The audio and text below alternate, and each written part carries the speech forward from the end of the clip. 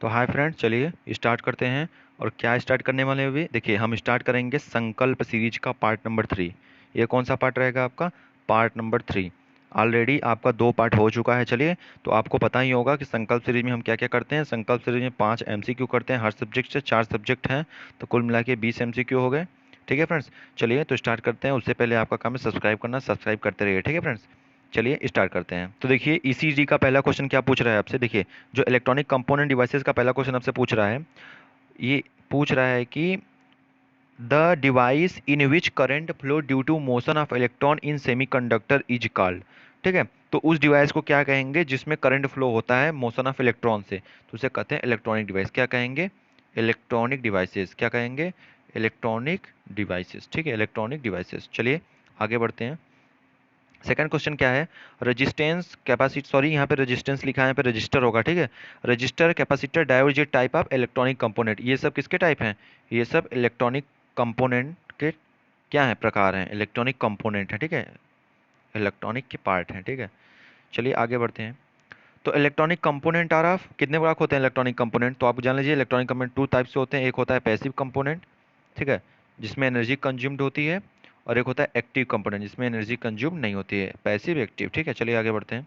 Component in which energy consumed, अभी बताया मैंने कि पैसिव वॉइस, इसमें क्या होती है? एनर्जी कंज्यूम्ड होती है। ठीक है, पैसिव वॉइस नहीं, पैसिव कंपोनेंट। ठीक है फ्रेंड्स, चलिए देखते हैं। Op amps are example of. Op amps ये किसका एग्जाम्पल है? ये किस प्रकार का कंपोनेंट है? तो ये एक प्रकार का एक्टिव कंपोनेंट। ठीक है फ्रेंड्स, कौन सा है? ये एक्टिव कंपोनेंट है, एक्टिव कंपोनेंट। चलिए आगे बढ़ते हैं। चलिए, तो ई का क्वेश्चन मतलब इलेक्ट्रॉनिक इंजीनियरिंग फर्स्ट का क्वेश्चन आ गया। तो इन चारों में से किसकी रजिस्टिविटी, मतलब ये रो या आपका ये के, सॉरी के कंडक्टिविटी हो गया। ठीक है, तो रो किसकी ज़्यादा होगी? ठीक है, रजिस्टिविटी किसकी ज़्यादा होगी? तो डब्ल्यू, डब्ल्यू मीन्स टंगस्टन की जो रजिस्टिविटी होती है वो ज़्यादा होगी सबसे, इन चारों में से। लो रजिस्टिविटी मटेरियल, इन चारों में से किस ग्रुप का रजिस्टिविटी सबसे लो होगा?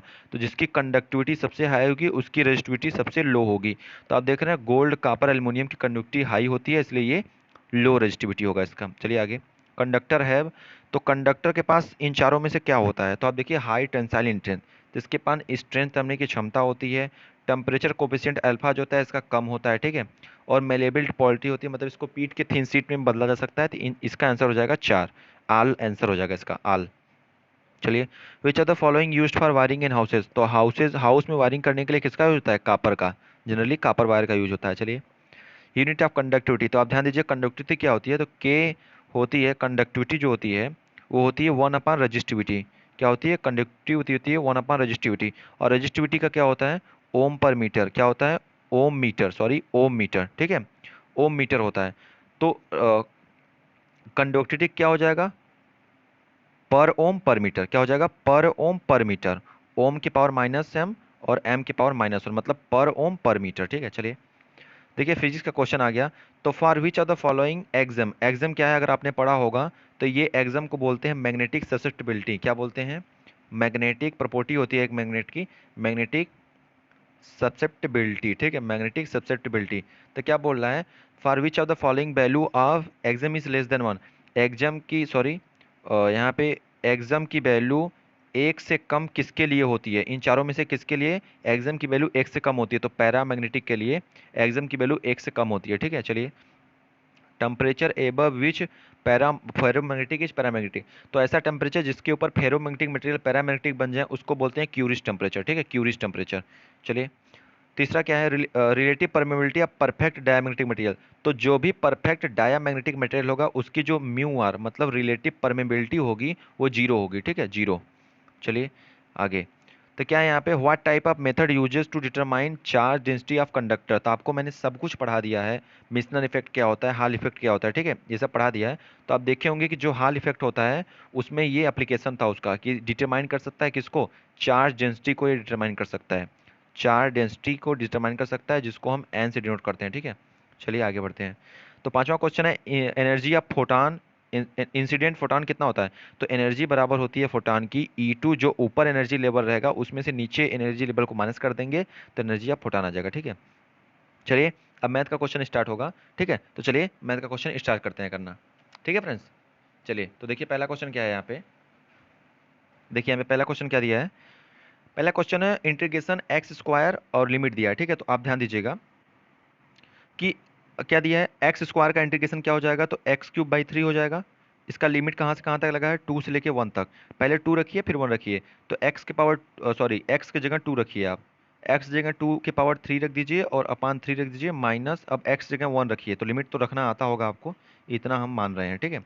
चलिए अब देखिए, ये 2 का स्क्वायर, 2 का क्यूब क्या हो जाएगा, 8/3, ठीक है। और यहाँ पे -1/3, तो अगर आप इसको करेंगे तो 7/3 आंसर आएगा। 8 में से 1 गया, 7/3, तो इसका आंसर 7/3 आंसर हो जाएगा। चलिए आगे बढ़ते हैं।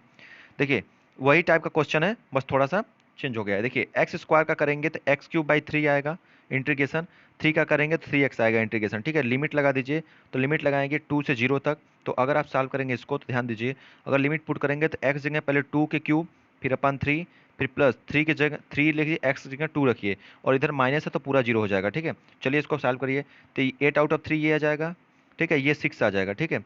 अगर इसको सॉल्व करेंगे कितना आएगा बताइए, इसको सॉल्व करने पे कितना आएगा, तो इसको आएगा, अगर आप सॉल्व करना चाहें तो इसको आएगा, देखिए इसका इसका मैं गुणा करिए तो 6 18, 18 8 26, 26/3 क्या आ जाएगा, 26/3।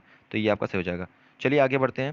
थर्ड क्वेश्चन क्या बोल रहा है आपसे, देखिए ये थोड़ा अच्छा क्वेश्चन है। इसमें क्या होगा कि अगर आप अभी इसका इंटीग्रेशन करें तो कैसे करेंगे, तो ध्यान दीजिए, आप इसका इंटीग्रेशन करेंगे तो 1 को आप क्या लिख सकते हैं, तो 1 को आप अंडर रूट में ऐसे लिख सकते हैं, 1 को आप लिख सकते हैं sine square x plus cos square x. ये तो जानते होंगे sine square x plus cos square x की वैल्यू कितनी होती है, 1।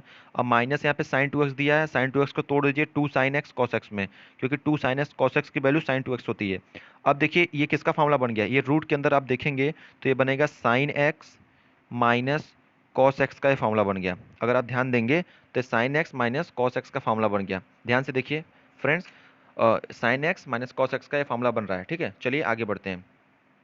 देखिए अब हम इसको इतना हटाएंगे उतना याद रखेंगे। चलिए तो हमको याद करना रखना है कि ये बना है अंदर क्या, sine x minus cos x, ये बन गया। अब इसका हमको इंटीग्रेशन करना है, चलिए इसका इंटीग्रेशन करिए। तो सॉरी इसका स्क्वायर बनता, इसका स्क्वायर बनेगा तो स्क्वायर से स्क्वायर कट जाएगा। तो आप साइन एक्स और कॉस एक्स का इंटीग्रेशन करेंगे तो साइन एक्स का माइनस कॉस एक्स आएगा और कॉस एक्स का साइन एक्स आएगा, तो माइनस साइन लगा रहेगा। अब सुनिए, अब इस पर आप लिमिट लगाएंगे, क्या लगाएंगे, लिमिट। तो लिमिट कहाँ से कहाँ तक दिया है, लिमिट दिया है पाई/4 से लेकर के, पाई/4 से लेकर के 0 तक, ठीक है। लिमिट आपने पुट कर दिया। चलिए आप लिमिट पुट करके अगर आंसर निकालेंगे तो इसका आंसर मेरे हिसाब से आ रहा था √2 - 2, ठीक है। लिमिट अगर रख के निकालेंगे तो मेरे हिसाब से √2 - 2 आया था, लेकिन यहाँ पे आंसर √2 - 1 दिया है, ठीक है। तो आप चेक कर लीजिएगा एक बार, ठीक है। चलिए आगे बढ़ते हैं, ठीक है फ्रेंड। चलिए इसको देखिए, इसको करना क्या है, आपको डायरेक्ट सॉल्व करना है। साइन है तो माइनस कॉस हो जाएगा, अब पाई/4 हो जाएगा, अब प्लस x/2 ऐसे रहेगा, और 1/2, x/2 है तो 1/2 का करेंगे तो यहाँ पे 2 का मल्टीप्लाई करना पड़ेगा, ठीक है। अब ये क्या बनेगा, ये बन जाएगा -2 cos पाई/4 प्लस x/2, ठीक है। अब अगर यहाँ पे cos कॉमन लेंगे यहाँ से तो इसको इसको कर लेंगे, ठीक है। अब यहाँ पे क्या रखेंगे, लिमिट, लिमिट रखने पे क्या आ जाएगा, यहाँ पे 2 पाई और 0, ठीक है। और एक चीज़ ध्यान दीजिएगा आप, यहाँ पे जब आप लिमिट पुट करेंगे ठीक है, तो यहाँ पे जब लिमिट पुट करेंगे x जगह 2 पाई लिखेंगे तो ये क्या बन जाएगा पता है, ये बन जाएगा -2 cos, और x की जगह आप लिमिट रखेंगे 2 पाई तो 2 से 2 कट जाएगा ये, तो यहाँ बचेगा पाई/4 प्लस पाई, ठीक है। और यहाँ पे जब माइनस करेंगे यहाँ पे कुछ, तो यहाँ पे पाई/4 जो होगा, पाई/4 और प्लस x/2, तो केवल पाई/4 बचेगा, ठीक है। तो क्या बचेगा, पाई/4, क्या बचेगा आपका, पाई/4, ये ब्रैकेट में, ठीक है।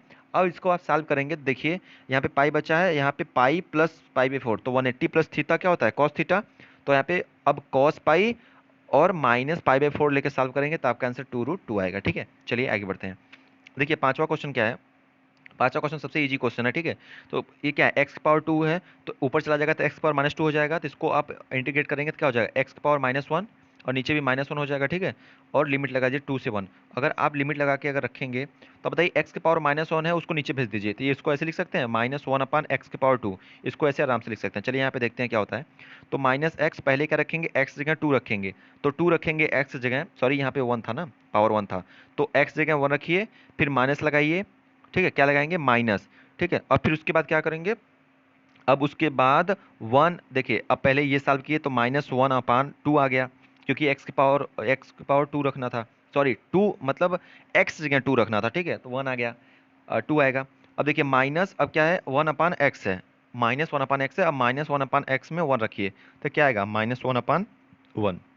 आप इसको सॉल्व करेंगे तो क्या आ जाएगा, देखिए आप इसको अगर सॉल्व करेंगे यहाँ पे, तो आप ध्यान दीजिए कि यहाँ पे ये माइनस प्लस हो जाएगा, तो -1/2, ठीक है, और ये क्या हो जाएगा +1। तो अगर आप इसको सॉल्व करेंगे तो 1/2 आंसर आएगा, ठीक है। एक में से 1/2 घटाएंगे माइनस में, तो 1/2 आएगा, ठीक है। चलिए, तो थैंक यू फॉर वॉचिंग। ये पार्ट 3 खत्म होता है, ठीक है, और आपका काम है सब्सक्राइब कर दीजिएगा फ्रेंड्स, और जल्द ही कल आ जाएगा, 4th पार्ट कल आएगा, ठीक है। चलिए, तो थैंक यू फॉर वॉचिंग, ठीक है, गुड नाइट, सब्सक्राइब करते रहिए।